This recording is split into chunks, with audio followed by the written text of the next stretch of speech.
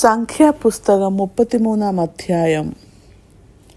മോശയുടെയും അഹരോന്റെയും കൈക്കീഴിൽ ഗണം ഗണമായി മിസ്രയീം ദേശത്തു നിന്ന് പുറപ്പെട്ട ഇസ്രായേൽ മക്കളുടെ പ്രമാണങ്ങൾ ആവിത്. മോശ യഹോവയുടെ കൽപ്പനപ്രകാരം അവരുടെ പ്രമാണക്രമത്തിൽ അവരുടെ താവളങ്ങൾ എഴുതിവെച്ചു. താവളം താവളമായി അവർ ചെയ്ത പ്രയാണങ്ങൾ ആവിത്. 1-ാം മാസം 15-ാം തീയതി അവർ രമേസസിൽ നിന്നും പുറപ്പെട്ട് പെസഹ കഴിഞ്ഞ് പിറ്റേനാൾ ഇസ്രായേൽ മക്കൾ എല്ലാം മിസ്രയീമ്യരും കാൺകെ യുദ്ധസന്നദ്ധരായി പുറപ്പെട്ടു. മിസ്രയീമ്യരോ യഹോവ തങ്ങളുടെ ഇടയിൽ സംഹരിച്ച കടിഞ്ഞൂലുകളെയെല്ലാം കുഴിച്ചിടുകയായിരുന്നു.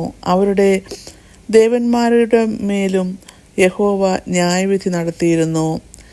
ഇസ്രായേൽ മക്കൾ രമസസിൽ നിന്ന് പുറപ്പെട്ട് സുക്കോത്തിൽ പാളയമിറങ്ങി.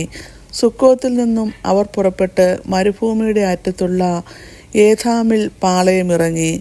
ഏഥാമിൽ നിന്ന് പുറപ്പെട്ട് ബാൽസെഫമെന്നെതിരെയുള്ള പീഹഹീരോത്തിൽ തിരിഞ്ഞു വന്നു. അവർ മിഗ്ദോലിന് കിഴക്ക് പാളയമിറങ്ങി.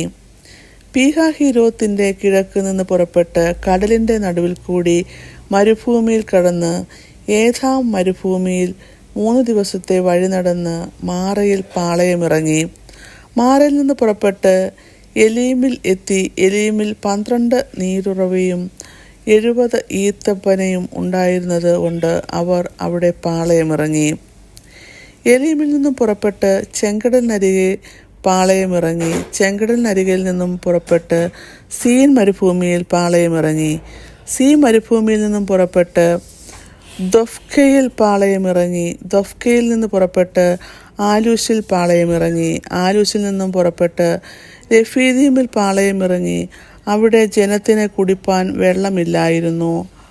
രഫീദീമിൽ നിന്ന് പുറപ്പെട്ട് സീനായ് മരുഭൂമിയിൽ പാളയമിറങ്ങി. സീനായ് മരുഭൂമിയിൽ നിന്നും പുറപ്പെട്ട് കിബ്രോത്ത് ഹാത്താവയിൽ പാളയമിറങ്ങി. കിബ്രോത്ത് ഹാത്താവയിൽ നിന്ന് പുറപ്പെട്ട് ഹസേരോത്തിൽ പാളയമിറങ്ങി.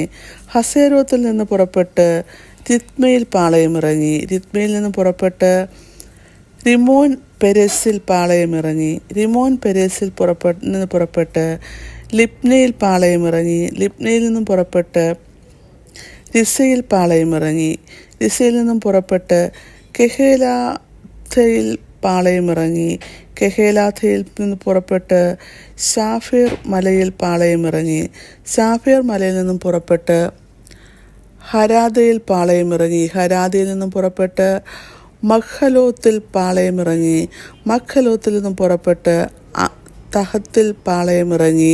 തഹത്തിൽ നിന്നും പുറപ്പെട്ട് താരഹിൽ പാളയമിറങ്ങി. താരഹിൽ നിന്നും പുറപ്പെട്ട് മിത്കയിൽ പാളയമിറങ്ങി. മിത്കയിൽ നിന്നും പുറപ്പെട്ട് ഹഷ്മോനയിൽ പാളയമിറങ്ങി. ഹഷ്മോനയിൽ നിന്നും പുറപ്പെട്ട് മോസരോത്തിൽ പാളയമിറങ്ങി. മോസരോത്തിൽ നിന്ന് പുറപ്പെട്ട് ബെനയാക്കാനിൽ പാളയമിറങ്ങി. ബെനയാക്കാവിൽ നിന്നും പുറപ്പെട്ട് ഹോർ ഹഗിഗാദിൽ പാളയമിറങ്ങി. ഹോർ ഹഗിഗാദിൽ നിന്നും പുറപ്പെട്ട് യോത്ബാധയിൽ പാളയമിറങ്ങി. യോത്ബാധയിൽ നിന്നും പുറപ്പെട്ട് അബ്രോനയിൽ പാളയമിറങ്ങി. അബ്രോനയിൽ നിന്നും പുറപ്പെട്ട് യസ്യോർ ഗബേരിൽ പാളയമിറങ്ങി. യസ്യോർ ഗബേരിൽ നിന്നും പുറപ്പെട്ട് സീൻ മരുഭൂമിയിൽ പാളയമിറങ്ങി. അതാകുന്നു കാദേശ്. അവർ കാദേശിൽ നിന്നും പുറപ്പെട്ട് ഏദോം ദേശത്തിൻ്റെ അതിരിങ്കൽ ഹോർ പർവ്വതത്തിങ്കൽ പാളയമിറങ്ങി. പുരോഹിതനായ അഹരോൻ യഹോവയുടെ കൽപ്പന പ്രകാരം ഹോർ പർവ്വതത്തിൽ കയറി. ഇസ്രായേൽ മക്കൾ മിസ്രയീമിൽ നിന്ന് പോന്നതിൻ്റെ 40-ാം സംവത്സരം 5-ാം മാസം 1-ാം തീയതി അവിടെ വച്ച് മരിച്ചു. അഹരോൻ ഹോർ പർവ്വതത്തിൽ വച്ച് മരിച്ചപ്പോൾ അവന് 123 വയസ്സായിരുന്നു. എന്നാൽ കനാൻ ദേശത്ത് തെക്ക് പാർത്തിരുന്ന കനാന്യരായ ആരാദ് രാജാവ് ഇസ്രായേൽ മക്കളുടെ വരവിനെക്കുറിച്ച് കേട്ടു. ഹോർ പർവ്വതത്തിൽ നിന്ന് അവർ പുറപ്പെട്ട്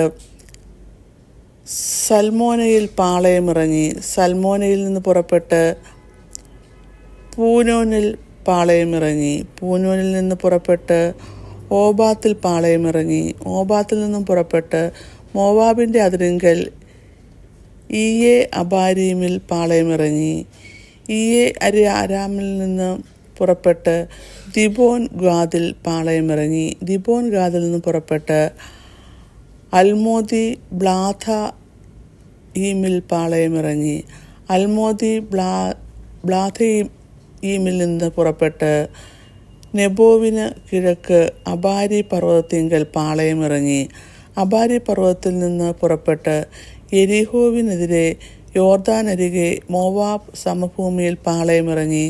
യോർദാനരികെ മോവാബ് സമഭൂമിയിൽ ബേത്യെശിമോത്ത് മുതൽ ആബേൽ ശിത്തീം വരെ പാളയമിറങ്ങി. യെരിഹോവിനെതിരെ യോർദാനരികെ മോവാബ് സമഭൂമിയിൽ വെച്ച് യഹോവ മോശയോട് അരുളി ചെയ്തു, നീ ഇസ്രായേൽ മക്കളോട് പറയേണ്ടതെന്തെന്നാൽ, നിങ്ങൾ യോർദാൻ അക്കരെ കാണാൻ കനാൻ ദേശത്തേക്ക് കടന്ന ശേഷം ദേശത്തിലെ സകല നിവാസികളെയും നിങ്ങളുടെ മുമ്പിൽ നിന്ന് നീക്കിക്കളഞ്ഞ് അവരുടെ വിഗ്രഹങ്ങളെയും ബിംബങ്ങളെയും എല്ലാം തകർത്ത് അവരുടെ സകല പൂജാഗിരികളെയും നശിപ്പിച്ചു കളയണം. നിങ്ങൾ ദേശം കൈവശമാക്കി അതിൽ കുടിപ്പാർക്കണം. നിങ്ങൾ കൈവശമാക്കേണ്ടതിന് ഞാൻ ആ ദേശം നിങ്ങൾക്ക് തന്നിരിക്കുന്നു. നിങ്ങൾ കുടുംബമായി ദേശം ചീട്ടിട്ട് അവകാശമാക്കണം. ആളെ ഏറെ ഉള്ളവർക്കും ഏറെയും കുറയുള്ളവർക്ക് കുറയും അവകാശം കൊടുക്കണം. അവനവന് ചീട്ട് എവിടെ വീഴുന്നുവോ അവിടെ അവൻ്റെ അവകാശം ആയിരിക്കണം. പിതൃഗോത്രമായി നിങ്ങൾക്ക് അവകാശം ലഭിക്കണം. എന്നാൽ ദേശത്തെ നിവാസികളെ നിങ്ങളുടെ മുമ്പിൽ നിന്നും നീക്കിക്കളയാതിരുന്നാൽ നിങ്ങൾ അവരിൽ ശേഷിപ്പിക്കുന്നവർ നിങ്ങളുടെ കണ്ണുകളിൽ മുള്ളുകളും പാർശ്വങ്ങളിൽ കണ്ടങ്ങളുമായി നിങ്ങളെ പാർക്കുന്ന ദേശത്ത് നിങ്ങളെ ഉപദ്രവിക്കും. അത് എത്രയുമല്ല, ഞാൻ അവരോട് ചെയ്യുവാൻ നിരൂപിച്ചതുപോലെ നിങ്ങളോടും ചെയ്യും. ഇങ്ങനെ 33-ാം അധ്യായം അവസാനിക്കുന്നു.